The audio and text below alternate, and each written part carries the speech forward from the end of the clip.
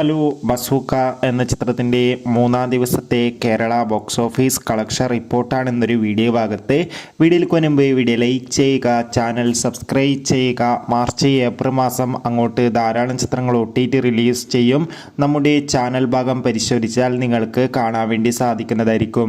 മമ്മൂട്ടി, ദിവ്യ Pillai, shame tone Chacko, Gautam Vasudevan എന്നൊക്കെ പ്രധാന കഥാപാത്രങ്ങളായിട്ട് April 10-ാം തീയതി റിലീസിനെത്തിയ ചിത്രമായിരുന്നു ബസൂക്ക.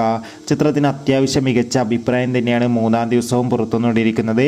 അതുകൊണ്ട് തന്നെ എല്ലാ സിനിമാ പ്രേമികളും ഒരേപോലെ ബസൂക്ക എന്ന ചിത്രത്തിൻ്റെ കളക്ഷൻ റിപ്പോർട്ടും അറിയാൻ വേണ്ടി കാത്തിരിക്കുകയാണ്.